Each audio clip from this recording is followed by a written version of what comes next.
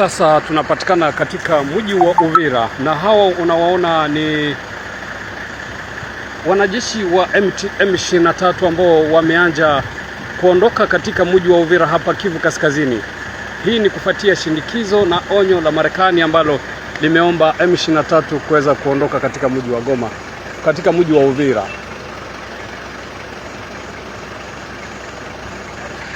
Na mtazamaji wa MTV, kwa sasa tuko katika mji wa Uvira ambako wanajeshi wa M23 sasa wanafunga mizigo na kuacha mji wa Uvira wakianza kuondoka, kama vile unavyowaona hapa, wengi wao wakibeba boksi zao ya risasi.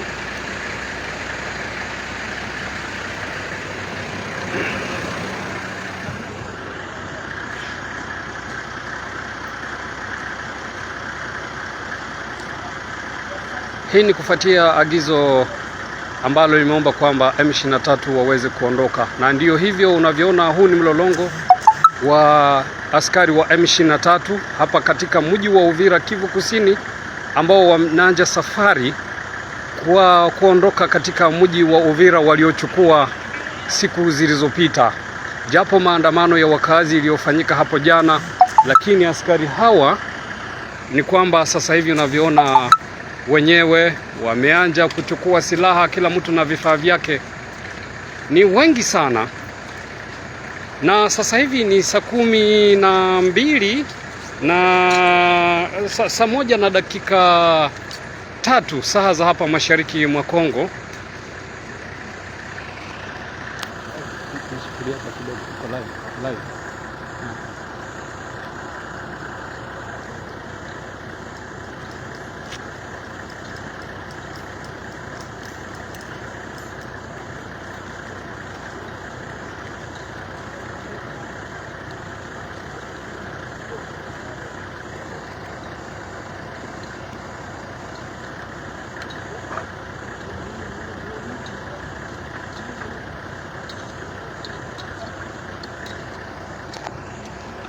Hiki ni kikosi cha M23 hapa kwenye ofisi ya mji wa Uvira ambako wameanza safari yao.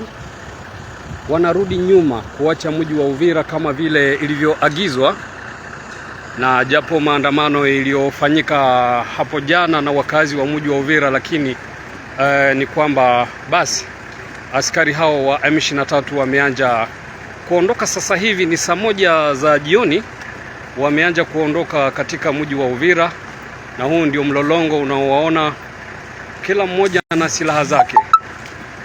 Haijulikana watarudi kilomita ngapi kwenye mji wa Uvira, lakini ndio hivyo unavyoona, kila kamanda, kila mtu na silaha yake,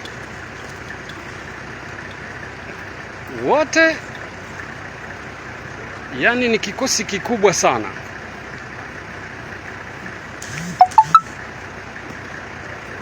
Na haijulikane wanarudi nyuma hadi wapi, lakini kamanda wao wamesema kwamba wanatoka katika mji wa Uvira, wanarudi nyuma kama vile ilivyoagizwa na serikali ya Marekani na mataifa mengine kuomba kwamba askari wa M23 waweze kuondoka katika mji wa Uvira, japo maandamano yaliyofanyika hapo jana. Lakini basi ndio hivyo unawaona wako kwenye mlolongo wanaondoka. Hata kamanda wao huyo hapa.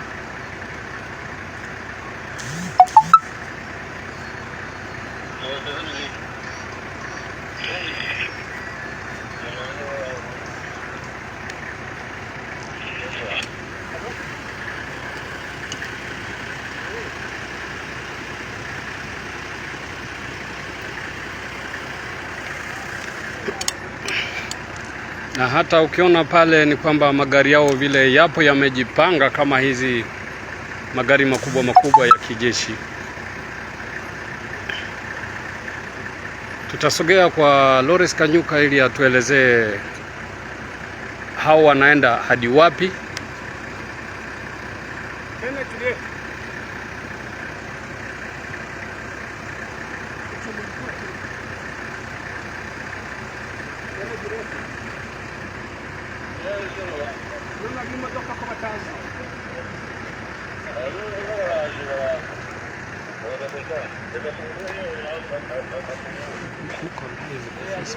Nice. Mie sasa sijui kama mimi naweza kuuliza ueleze Nini politics?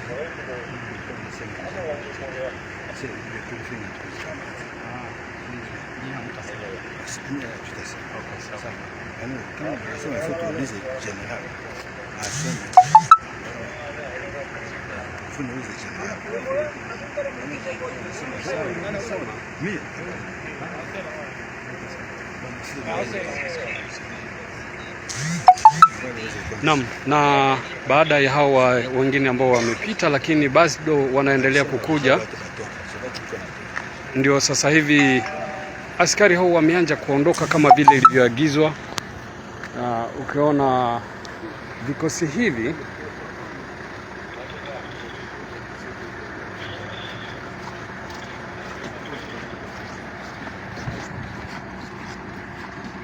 na hapa tuko kwenye ofisi ya meya wa mji wa Uvira, ndipo kumeanza hii safari.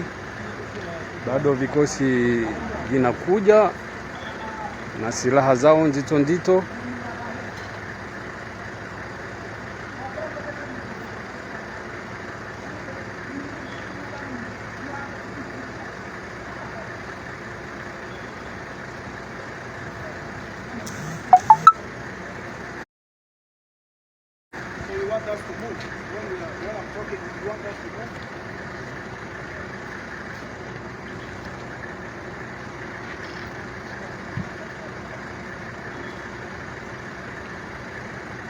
Mji wa Uvira unapatikana Kivu Kusini kwenye mpaka wa Burundi na Jamhuri ya Kidemokrasia ya Kongo na sehemu nyingine pembeni ya Ziwa Tanganyika.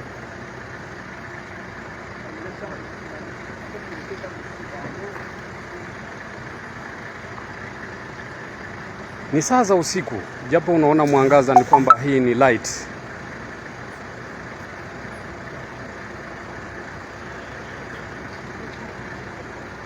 Dakika chache pengine tunasubiri wale viongozi ama kamanda wa M23 waweze kutuelezea wanajeshi wanakwenda wapi, wataishia wapi, na mji wa Uvira sasa utalindwa na nani.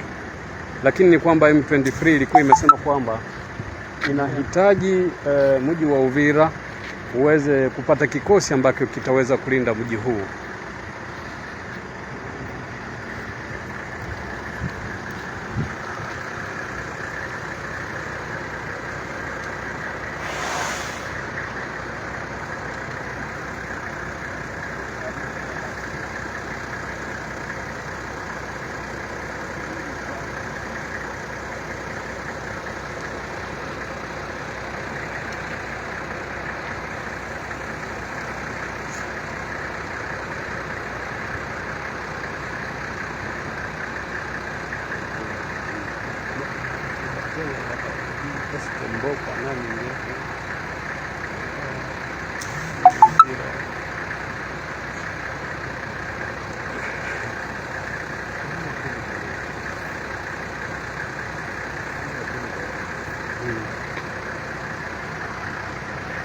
Na hapa hii ni ofisi ya mji wa Uvira ambako wameanza safari yao.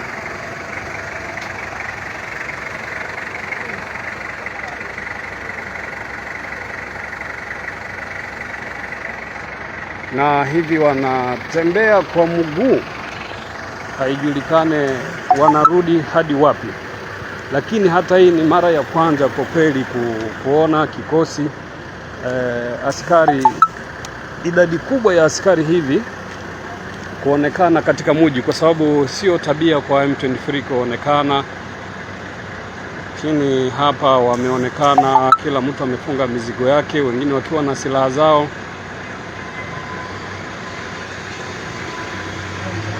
Haya ni magari ya wananchi ambao vile vile wanapita hapa, lakini bado tunasubiri kuangalia nini kitatokea baadaye.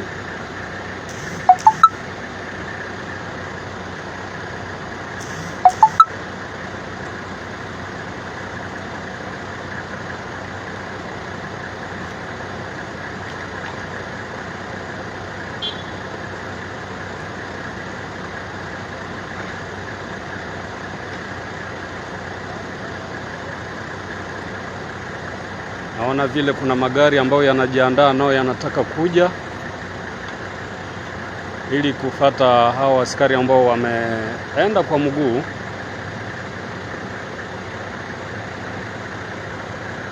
Magari mengine vile naona yanakuja. Haya ndio magari ya makamanda wao.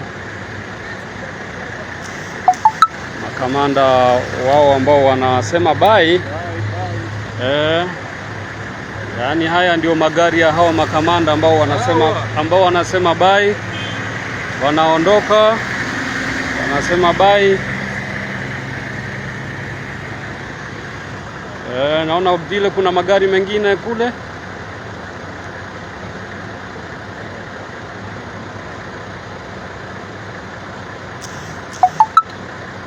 Kuna askari wengine vile ambao nao wanajipanga, kila mtu anajipanga.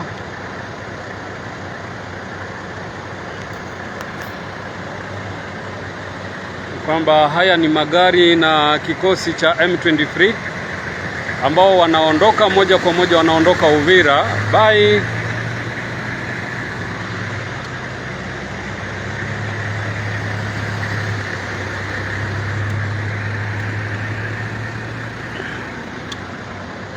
Kikosi kingine cha maaskari hapa nako kinafuata wengine ambao wameondoka.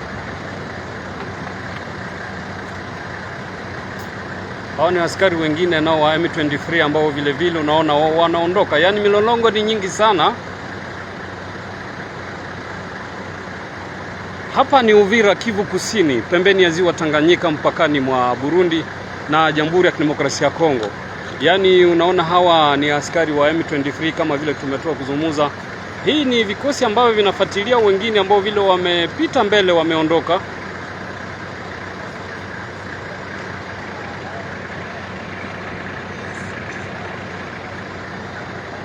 Bado kuna magari mengine ambayo vile yako pale mbele yangu ukiona.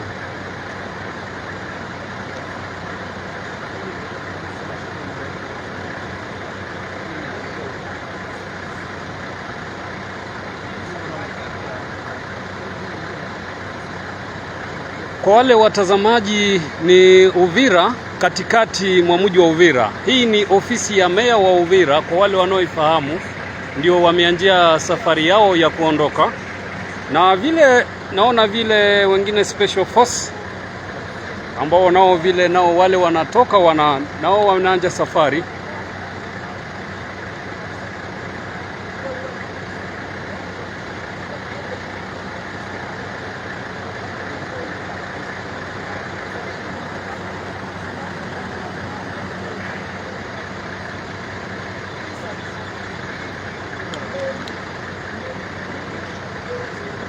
Yaani hawa ni askari ambao wa M23 wameanza kuondoka moja kwa moja katika mji wa Uvira, na kurudi haijulikani wanarudi katika maeneo gani. Ni vigumu kwa sababu hawataki kuzungumuza, lakini tu wanasema bye. Kama huyu unaona anasema okay, anarudi nyumbani. Sijui wanarudi nyumbani, sijui wanaenda wapi. Ni vigumu kwangu kuweza kueleza. Wanaondoka Uvira. Sasa wanakwenda wapi? Kilomita ngapi na Uvira? Hizi ni ambulance zao. Na hii ndio gari kubwa vifaru. Hii gari kubwa ya kijeshi ambayo vile vile wanaita mamba. Kubwa sana hii. Na magari mengine haya ambayo unayaona hapa. Bumbasa musalate dola nyangwa. Ana nyangwe dong nyangwe yangoyo. Ilobeta madada. Nyangwe yangoyo beta madada donc kala minte. Chosewe aussi là. Misala yangoyo. Ganga misala esala mate misala yangoyo. Bakanivo yangoyo sala ma minene. Oh.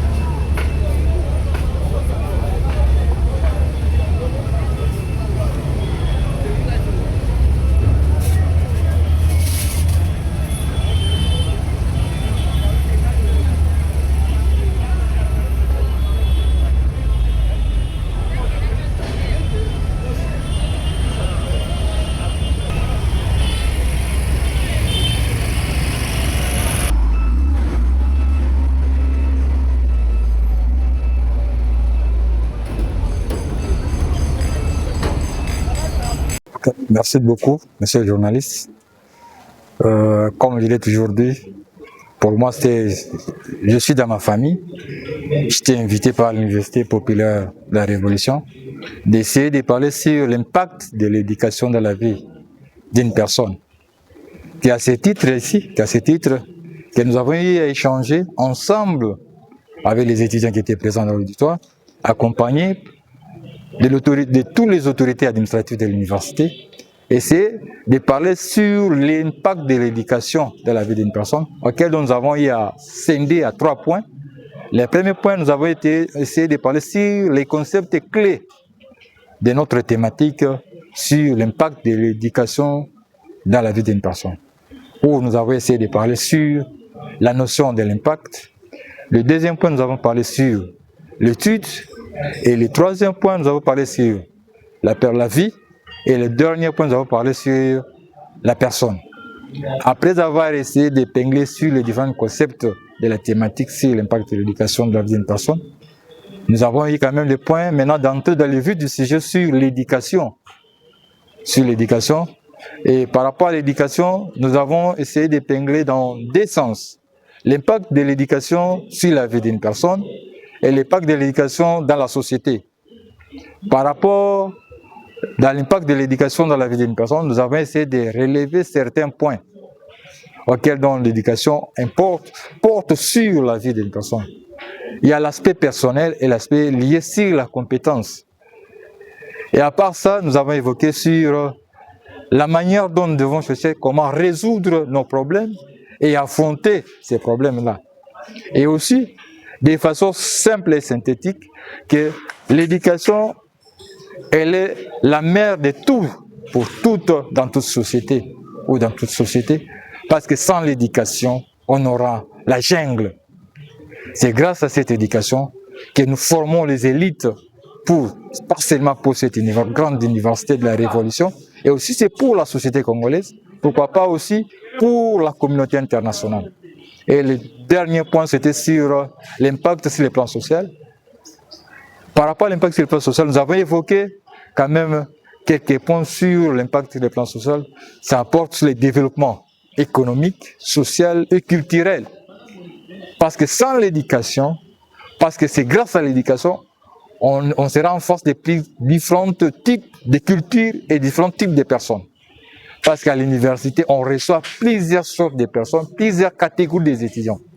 Étant que chercheurs, étant qu'universitaires, nous sommes obligés d'accompagner cette jeunesse ensemble avec les autorités administratives pour leur encadrement, afin qu'on puisse mettre à la disposition de la société quand même des fruits favorables qui pourront chercher à répondre aux desiderata de la nation et aussi pour leur famille et pour leur vie utile, nous avons dit.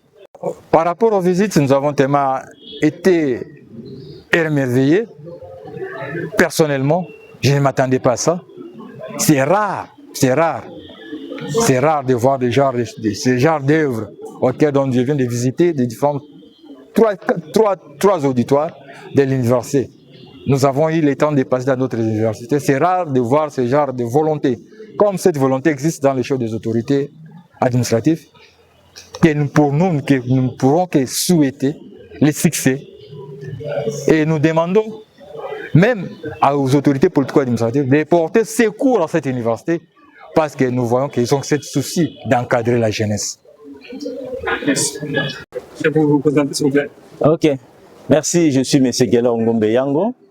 Je suis le responsable de l'ONG Les Jeunes de la Modernité et le responsable de l'Université populaire de la Révolution. Alors, qu'est-ce qui a réuni, qu'est-ce qu'on peut résumer cette journée et c'était quoi, au fait, vous avez réuni plusieurs nations aujourd'hui dans ces beaux cadres? Aujourd'hui, le 15 novembre 2025, il y a eu une activité de lancement officiel de l'Université populaire de la Révolution. L'année académique a commencé officiellement, mais nous, on n'avait pas encore commencé. C'est pourquoi aujourd'hui, nous avions réuni la population de la commune d'Ntélé, de leur expliquer ce que nous sommes et ce que nous voulons faire. Donc aujourd'hui, c'était le lancement officiel de l'année académique 2025-2026 de l'Université populaire de la Révolution. Qu'est-ce que les thèmes que vous devez choisir pour expliquer à la population de ces par rapport à votre université? Les thèmes choisis, c'était l'impact des études dans la vie d'une personne. Ce que les études peuvent faire dans la vie d'une personne qui s'engage à l'université. Merci beaucoup.